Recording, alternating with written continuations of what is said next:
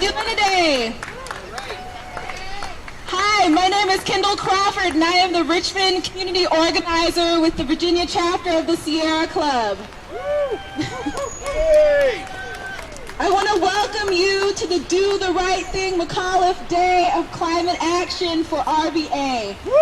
And thank all of you for joining us, especially in this weather. We just walked down here, all the way from the governor's mansion.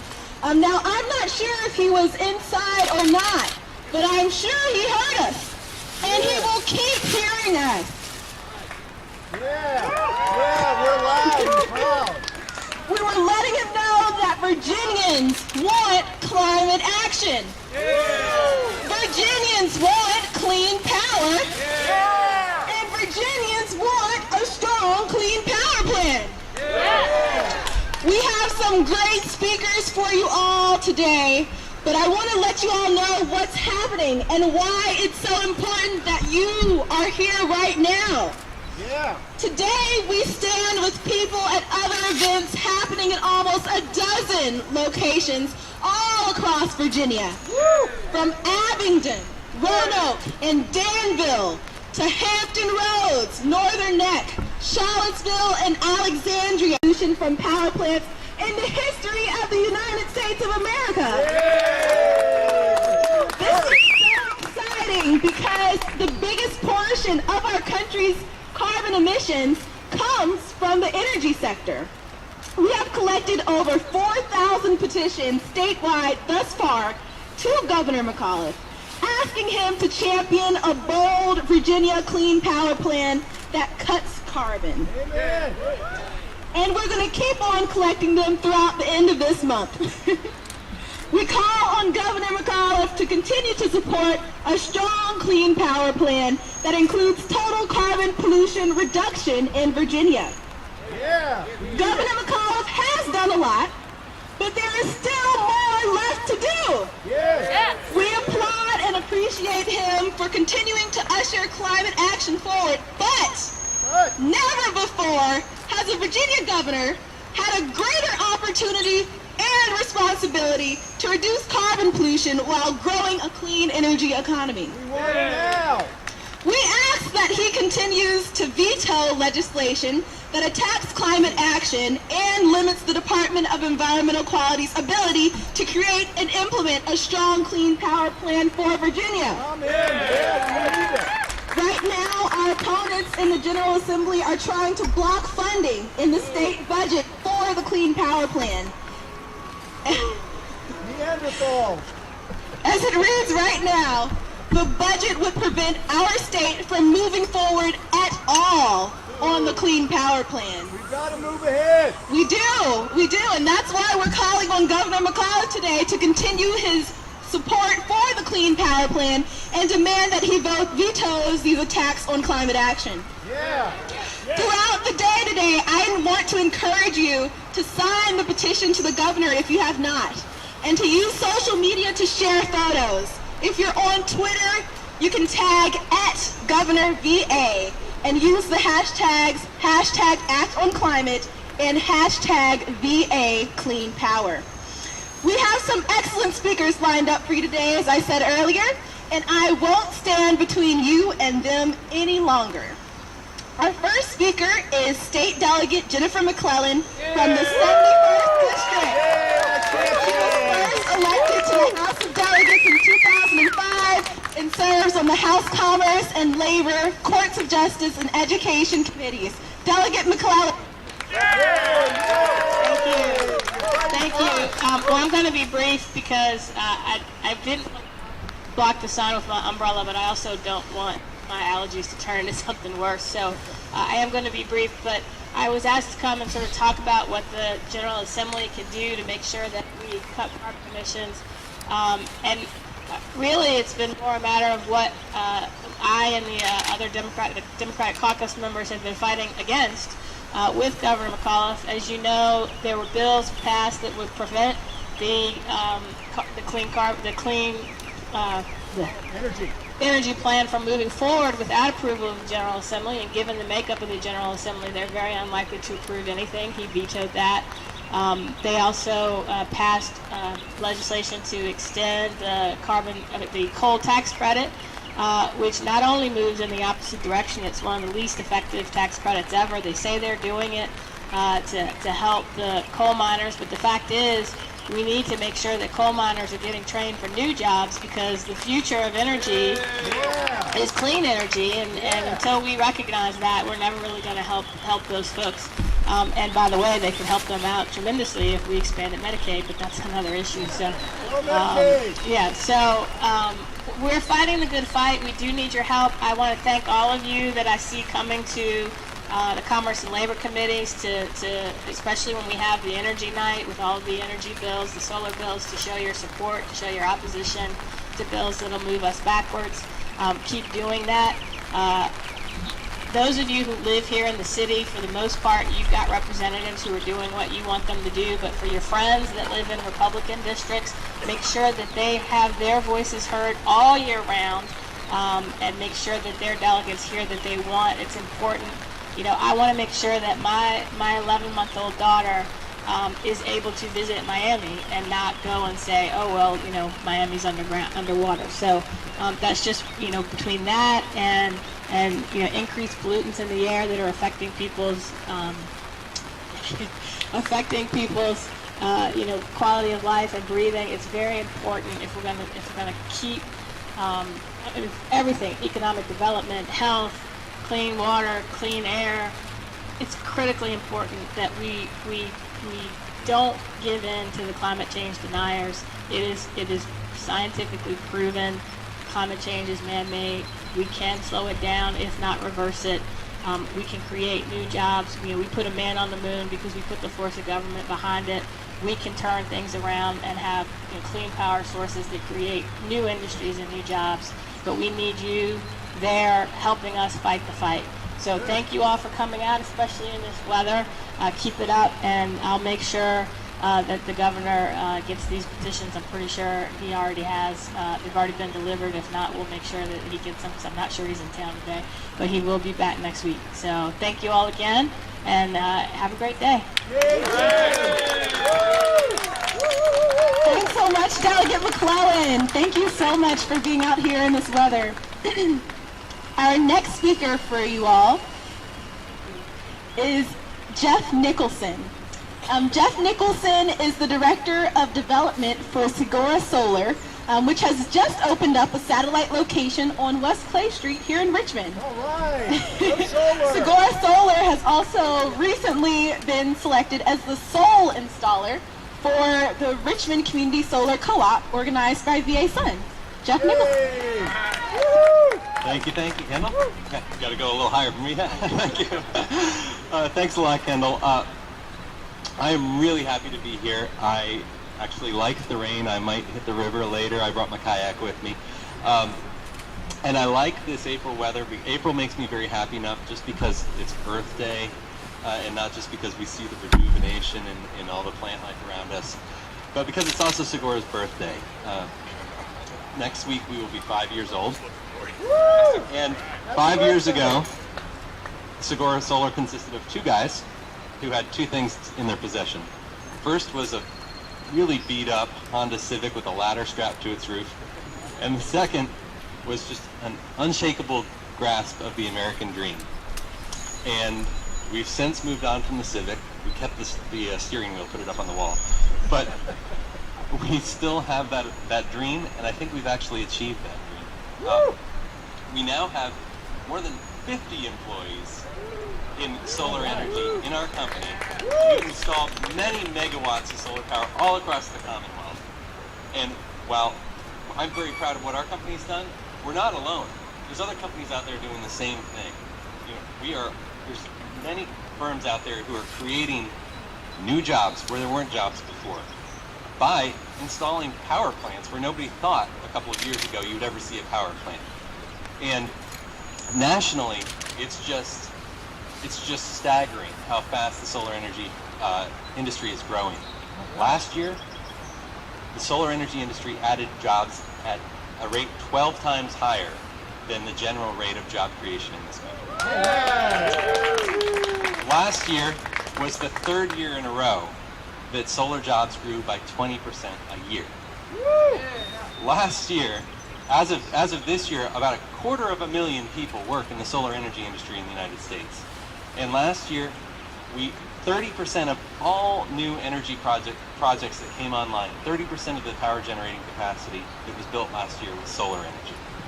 That was far more than natural gas, that was far more than coal, more than any other energy source. So, Great job. It's astounding. This time has come. It's astounding, it's gratifying, it's energizing, but it's also just not sufficient. Because even at that rate of growth, solar and wind combined only make up a small percentage of our energy mix across the country. And here in Virginia, it's even grimmer. Solar is significantly less than 1% of our energy mix. Wonder why? We have a long way to go. So, really, the Clean Power Plan represents an excellent chance to turbo boost this technology that's already taken off. If we've come this far, there's no reason why we can't continue to grow at a faster rate and adopt an even more aggressive stance on renewable energy. So we need to let our leadership in Washington know that the Clean Power Plan is not a partisan job killer. It's actually a job creator in a big way. And it's going to make life better for us, for our children, and our children's children, no matter what our political stripes are. And we need to let our leadership here in Virginia know. The leadership that's going to be actually crafting our response to the Clean Power Plan is, first of all, respond, and second of all, make sure that response has a significant amount of renewable energy in it.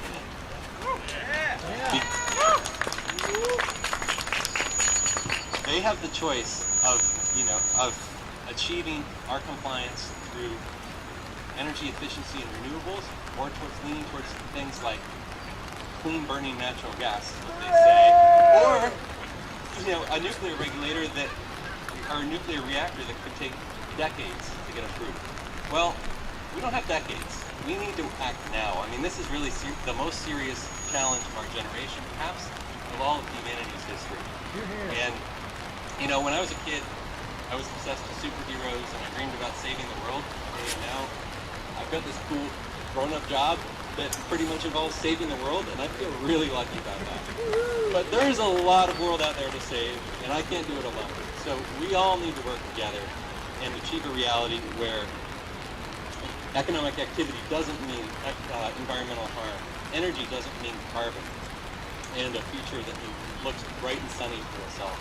We can do it, but it's going to take a lot of effort, and it's time to get to work. Thank you. Yeah, thank you. Thanks so much, Jeff. Can we give him another round of applause? Saving the world. Wonderful. So our next speaker will be Julia Nolt. She is currently a sophomore at Virginia Commonwealth University and hails from Harrisonburg. She's also a member of the Virginia Student Environmental Coalition. Can we welcome Julia?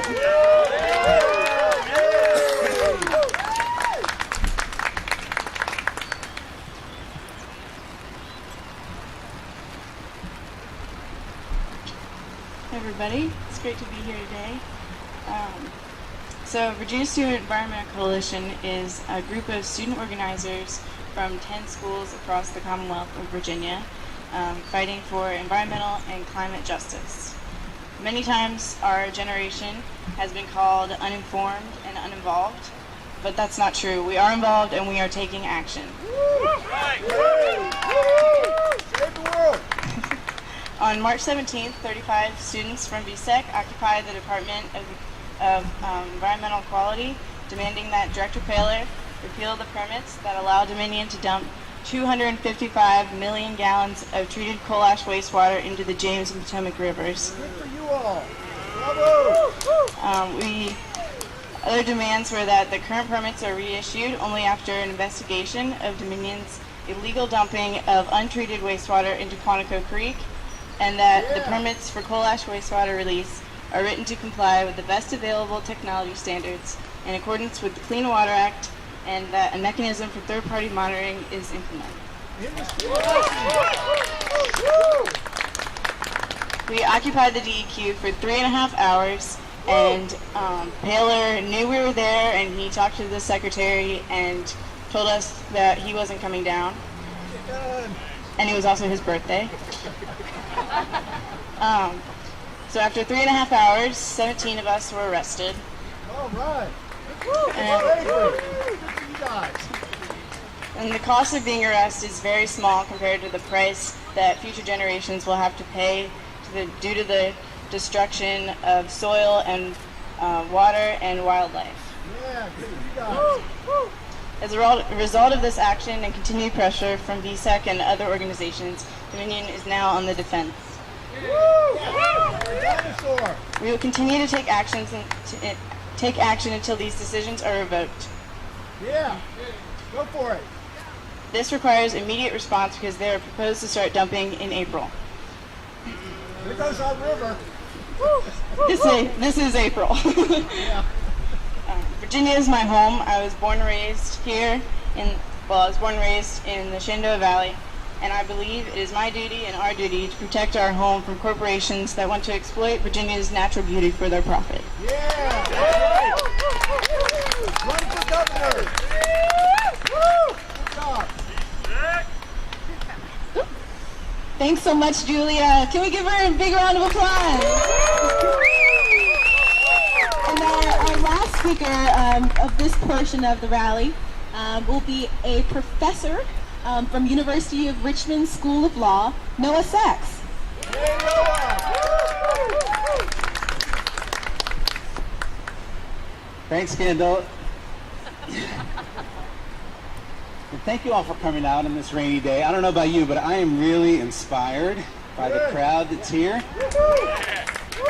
I want to give a shout out to my kids, Adam and Claudia, and it's great to see people of all ages, all walks of life, our delegates, our representatives. This is a really important day, a really important rally. The Clean Power Plan is a really big deal.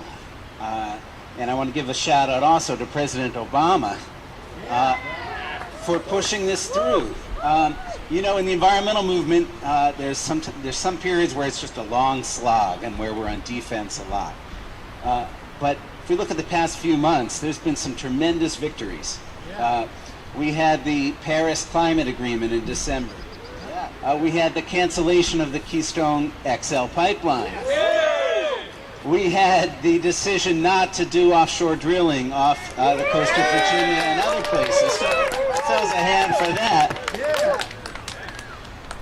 And in the midst of it all, we've had the Clean Power Plan, which is the biggest change in American energy production in generations. It's that big. It goes after existing power plants, and it asks each state to develop a plan for how they're going to cut carbon pollution from power plants. What's happened since this came out last year? Well, 25 states have sued to stop the plan. Virginia is not one of them. Okay? So that case is going to be heard up in D.C. in June. That's a critical decision. If the D.C. Circuit Court of Appeals strikes down Obama's Clean Power Plan, it will then go to the Supreme Court. And amidst this all, we have the presidential election. And guess which candidates are opposed to the Clean Power Plan? The red one. Every Republican candidate is opposed to the Clean Power Plan and has committed to repeal. Donald Trump has said he will abolish the EPA. So the fight is not over. This is a fight that will carry on for many years, up through this presidential election, and then up through the drafting of each state's plan to develop clean energy. And I'm so inspired by the solar companies that are out here. Solar is taking off in Virginia. We are at a critical point where for 100 years this state was powered by coal, essentially. And we're making decisions now about what the next 100 years are going to look like. So I want to thank you all for coming out again and for the organizers of this really critical rally. Clean power now.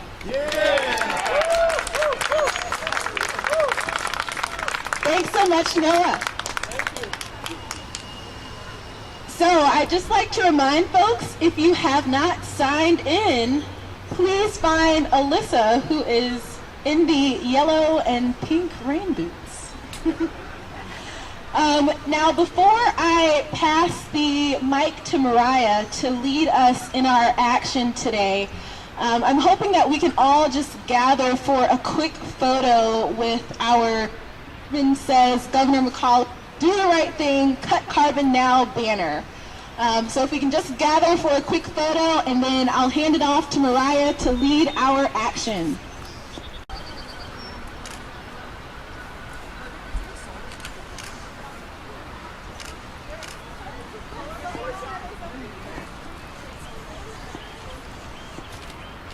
Say, clean energy! 1, 2, 3!